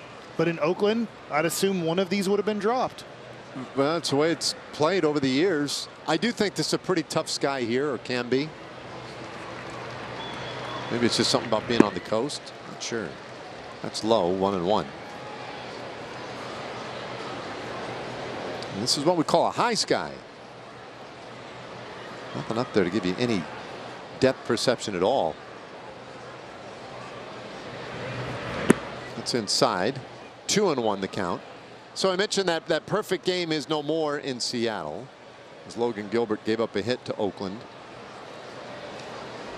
The games that I think most people are kind of tuned into are all in the National League or involving National League teams. This one out there to Ward in left field. It completes the 8th inning. The Rangers add to their lead. Nathaniel Lowe with a 2-run homer, and it got out of here in a hurry. 5-0.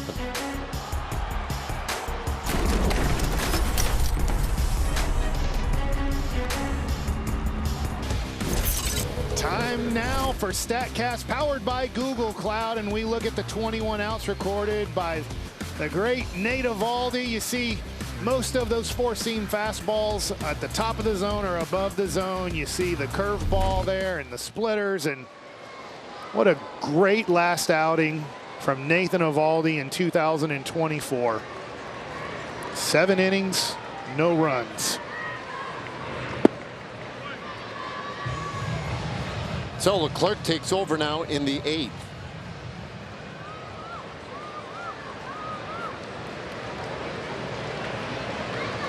A tremendous game for Eovaldi. Great way to finish his season and his 2-year run in a Rangers uniform. And just to update, his ERA finishes at 3.80. So that is excellent. And there's a swing and a miss, a strikeout of Ward. So Leclerc, nice start to the 8th inning. Jose Leclerc gets the first out here, and it was a really nice 79-mile-an-hour pitch there for his first strikeout here in the 8th inning.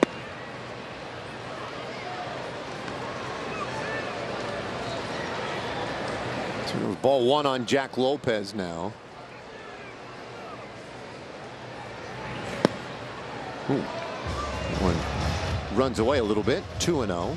Leclerc, who's been a Ranger his whole career, will be a free agent for the first time in his career, and we'll see what happens with Pico. Oh,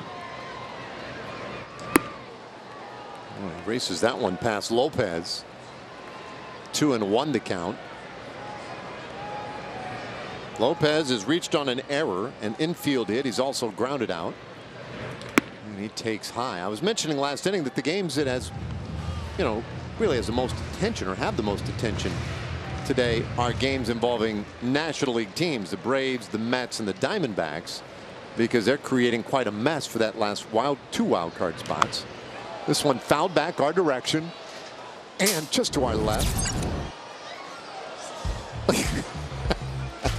So here you go. The Braves, they need a win or a Diamondbacks loss. Mets need a win and a Diamondbacks loss. The Diamondbacks, they need losses by both the Mets and the Braves today. And there's a swing and a miss by Lopez. He strikes out. So those are 3 scenarios that could lock up a spot for everybody. We're not going to get any of those 3 scenarios. Okay, what's happening? Right now, it looks like, well, currently the Mets are winning in Milwaukee. The Braves are trailing at home to Kansas City 4-2. Boy, and Leclerc goes right after Wagaman there. It's like he wasn't even ready, Wagaman. Takes strike 1. And the Diamondbacks are winning big at home against the Padres. So if those scores hold, then the Mets and Braves will have identical records. And the Diamondbacks will have 1 more win, but the Mets and the Braves will have a 2-game or a doubleheader that they need to play tomorrow. As this one rolled to third and Wagaman retired. And so we'll discuss more of that mess when we come back. We go to the 9th. Rangers making it very clear here. It's 5-0.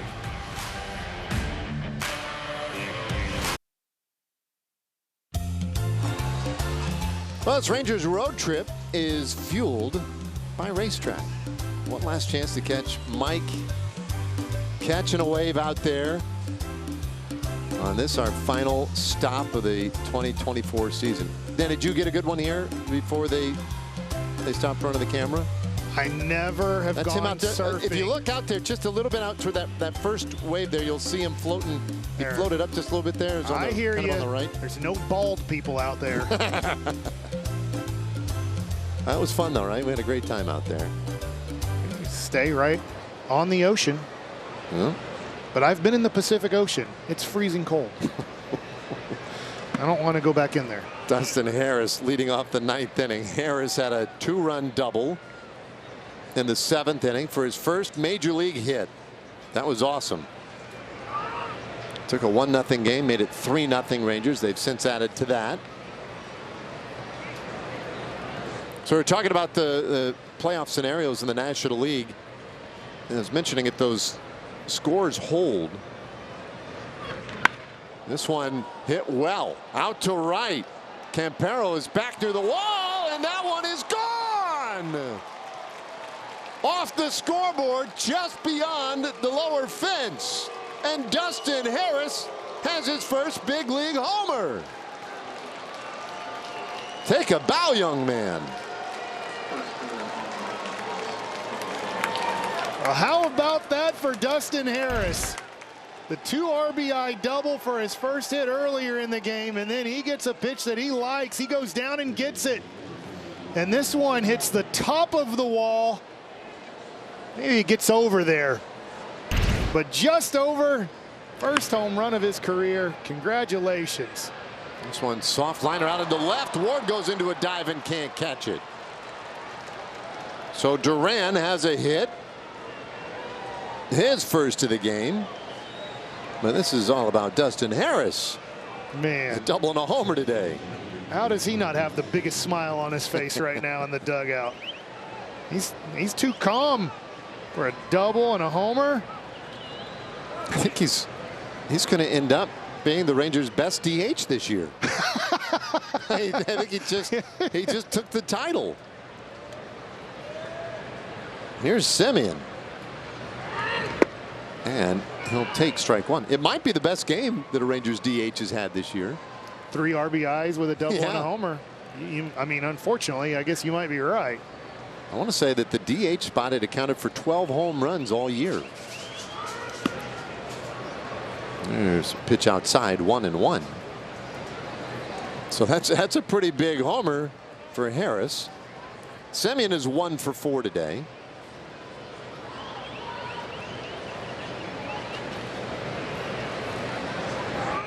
And this one fouled back. All right, so here's an issue for you. Well, here's the home run again from Dustin Harris. First one of his career. Goes down and gets it, and gets over the fence. Somebody's in the hole who might get another chance to hit, but your issue is they're not even holding on Ezekiel Duran right now, which tells you can't steal second base, and if you did, they'd probably give you defensive indifference, and then you'd get your hitter at the plate pegged. Right. So in that book in which nothing is written, the rule, which we never speak of, there's a ball in the dirt that allows Duran to move up to second, a wild pitch. 6 runs after 6 innings, right? Isn't that? Yeah, pretty much. So a 6-run lead after the 6, you kind of, we're not, take the foot off the gas a little. Yeah, I feel like it matters where you're at in the game and where you're playing, because if it's 6-0, it's different. The other team has kind of proven they're not going to score today. If it's 12-6. Sure, and you're in Colorado. Yeah. Yeah, I think that's, so that's why we can't put it down in black and white yet, what those rules are. 3-2, and that's fouled straight down. You don't want to do that to end your season.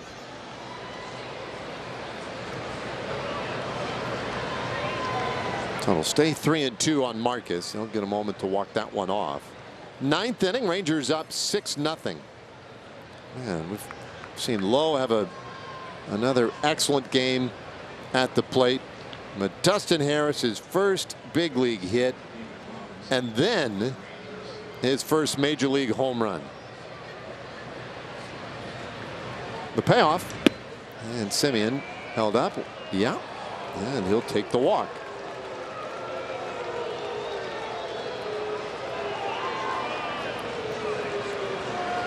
Well, I would say this almost guarantees Langford's going to get up. Why not end the season with a grand slam home run? Wow. Instead of the 20th steal. I'll take, if that's what you're offering. Yeah. I'll take it. Little visit on the mound. Some people would say it's a 4-run homer. No one anywhere says that. If he hits a grand slam, I want you to call it a 4-run homer. You refuse to. Yeah, I'm not going to do it. Not happening. Smith hits this ball hard out to the alley in right field. That's down for extra bases. Duran is in. They'll wave Marcus Semien. He scores without a play. That's a 2-run double by Smith, which would be a great way for him to wrap up his season. I think this gets number 30 on the year for Josh Smith. He gets the big round number and gets a couple RBIs. And I'll tell you what, you got to thank your teammate here, Marcus Semien, in the last game of the year was sprinting the whole way from first base. Congratulations to Josh Smith on his 30th double of the year. What a season. What a season indeed. And so Langford, no chance at that 4-run homer. He'll take low, ball 1. Did I say it could possibly be 8-0 if he comes up again? I think I did. Yeah, he might have. Yep. You are the Karnak of this broadcast. Yeah, I do like meat. 1-1. No. No, that'd be a carnivore. Karnak. Different guy. Different thing. 1-1. Outside. 2-1. All right. See if he gets a home run pitch here. I get him to 75 RBIs, actually 76. 2-2. That was a good pitch right there on 2-1. Langford was looking for something to hammer.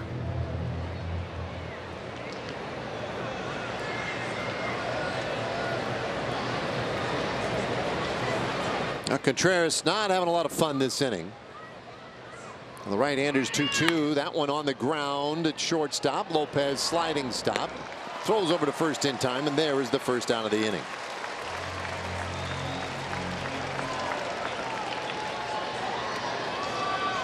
Smith had to hold second base. And here is Nathaniel Lowe. I did not anticipate him getting another at bat after the home run. Rangers with 2 in the 7th, 2 in the 8th, 3 here in the 9th inning. And Ron Washington heads out there. He's going to relieve Roansy Contreras of his duties this afternoon. Not a strong way for Contreras to finish his season. So further into that Angels bullpen when we come back.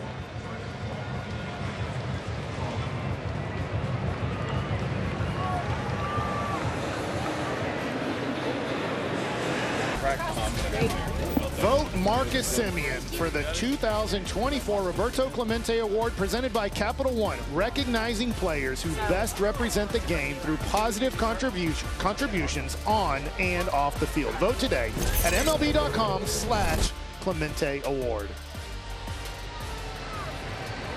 Very deserving. Indeed, very deserving. And now, what is happening? Oh, an intentional walk.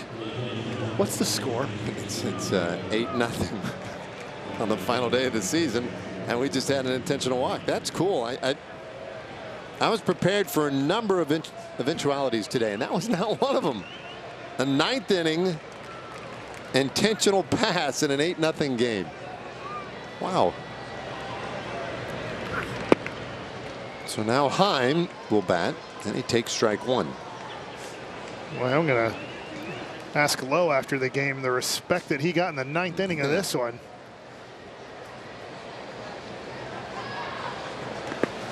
That's inside. 1-1. Now this one has turned into a laugher for the Rangers.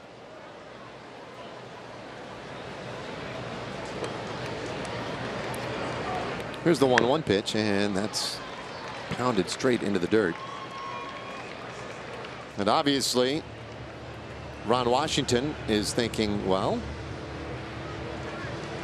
Carson Fulmer, he can get Heim to hit one on the ground on this infield, and we just get a couple of quick outs, be out of the inning. So I wanted to set that up with Lowe at first. That's outside. 2 balls, 2 strikes. Sure. And Fulmer's going to have to throw strikes for that to happen.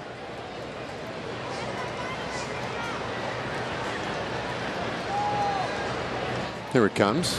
And that's in the dirt. Full count.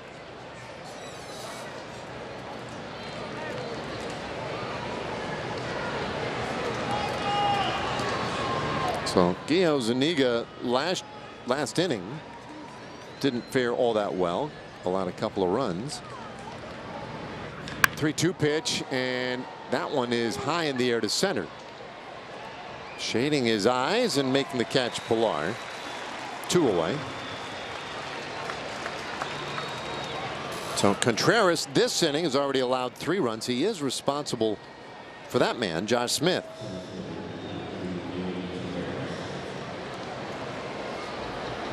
And here is Taveras.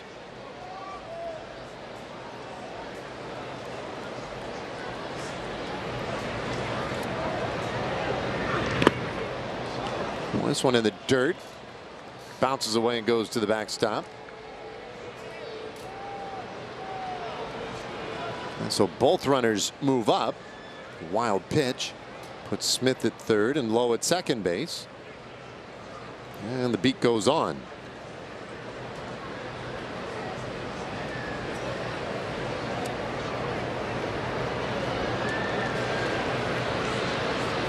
Pitch to Taveras, and a broken bat roller up the middle. Lopez over from short to pick it up and throws out Leote. And the inning is done, but the Rangers add 3 more. What a fun inning, too. Dustin Harris got one more chance. Already had his first big league hit. Add a home run to the ledger for the rookie.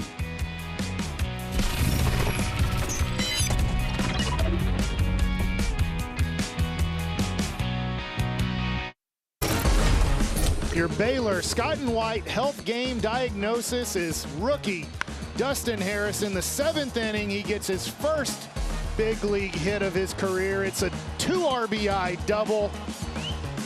And then he comes up in the 9th inning and gets his first ever home run right over the right field wall for one of the best days of his life. Yeah, it's going to be hard to forget this one. David Robertson, veteran right-hander, will pitch the 9th inning of this one. First pitch swinging. Pilar sends it out to left, and Langford is there. 1 pitch, 1 out. And what a great season for David Robertson. You see the numbers. This is his 68th game of the year. The veteran, 71 innings pitched, ERA at 3.04, 2.05 batting average against. Dave, you mentioned to start the game, he had your favorite moment of the year against the Dodgers. That was pretty wild. The first night when he did it, it was the 2nd game of that series. Here's another first pitch swing and a pop-up. Might be playable for Jonah. You better hurry up and tell your story. 2 gone. Rangers got blown out in game 1 in LA. The next day, they won a tight one, and Robertson came in the 8th inning of that game, and he struck out Mookie Betts, then Ohtani, and then Freddie Freeman. You're like, whoa, that was intense. That was pretty cool. We all asked him after the game about it. He was like, I don't know what you guys are so excited about. I struck out 3 guys. Yeah, okay, big deal. Next day, it's like a 3-1 game. He puts 2 guys on with nobody out, and then strikes out those same 3 hitters in order. All 3 likely to be Hall of Famers when their careers are through. And he struck them out in order again with 2 men on base. And I mean, it was intense. We had a huge crowd in LA. It was a lot of fun, man. I thought, now that's pretty big. And as great as he has been this year, he has been fantastic. He has just been a blast to have around. That gets in there for a strike. 0-2. Just a super enjoyable guy. Seems to always have a positive attitude when you see him before the game. He's intense on the mound, but yet relaxed too. Yeah. Alabama boy heading back to his farm after today's ball game. Got some bush hogging to do. Here comes the 0-2 pitch, and that is in. I've learned a lot about farming and what's on the farm. Torque ratios and toe capacities. Torque. Husqvarnas. Yeah, we've covered a lot of ground. King snakes. Here's a 1-2, and that's fouled away. Especially here in LA, where the bus ride is right at about an hour from the hotel to the ballpark. So we cover a lot of ground. on those rides. Yep, him too. Andrew Chafin. That's tight.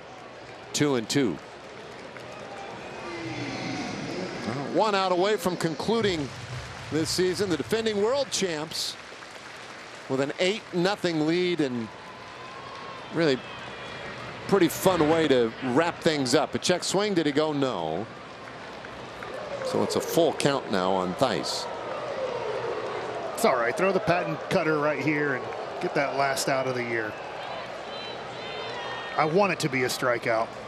Yeah, it should be a strikeout. And David's ready. The 3-2. And he loses him. Theis heads to first.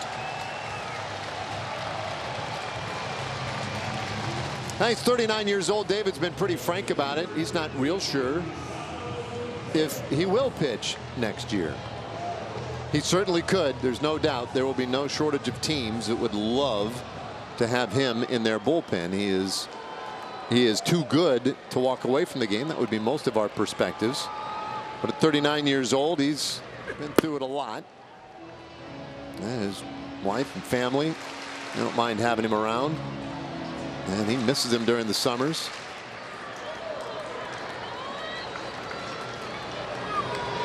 One strike pitch. Big curveball misses. To your point, it has to be a tough decision when you're still good at the game. For most of us, either nobody wants us or we're not very good at the game anymore.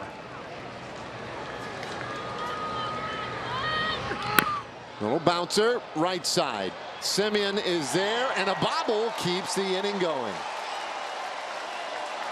Boy, there are a lot of things you could have imagined in this ninth inning. That is not one of them. The Gold Glove second baseman. Well, and this is why you hustle down the line. Look at Campero. He's running hard, and he puts a little bit of extra pressure on Semien, and he doesn't get a good transfer there. I believe they called that one an error. Yeah. But that's what shows. If you run hard down the line, it just puts a little bit of extra pressure on the infielders. Now Kavadas, and he takes one in the dirt, and this one gets away from Jonah. The runners will both move up. And that's a wild pitch. Oh, 2 quick outs. Yeah, that was a tough one right there. One, it bounced well in front of the plate, and then it just stayed on the ground. There was no hop to that at all.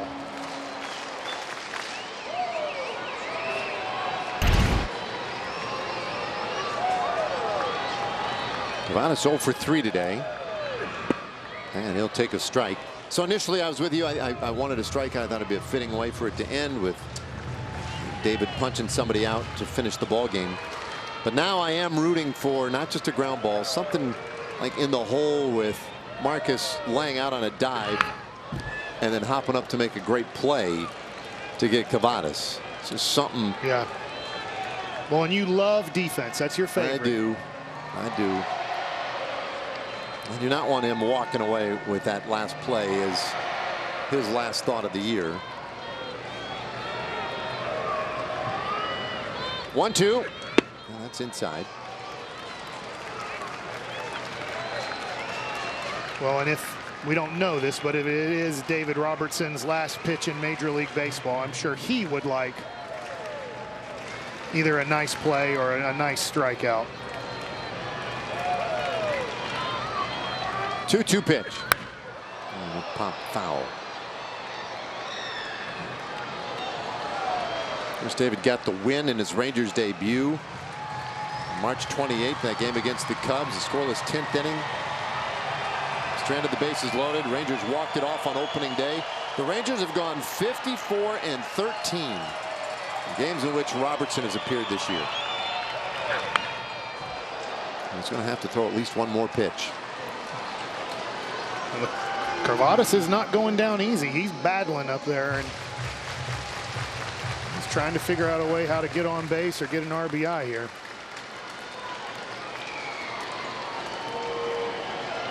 Theis at third. Campero the man at second. Here's a 2-2. Got him swinging. David Robertson with a strikeout of Kavadas. And that is how we conclude the 2024 season. The Rangers with an 8-0 shutout of the Angels. Well, great job by the Rangers in this series to finish off the sweep. Nice offense. There's your Rookie of the Month and hopefully Player of the Month in the American League, Wyatt Langford. And it was really fun to get to do this, Dave. It's a dream come true to get to call Ranger games. And Dustin Harris, a dream come true today with his first big league hit and big league home run. And so that's it for the defending world champs. They will finish it with an 8-0 win. Smiles, handshakes, high fives, and a flight home here momentarily. We'll take one more break, and then we'll wrap it up in a moment.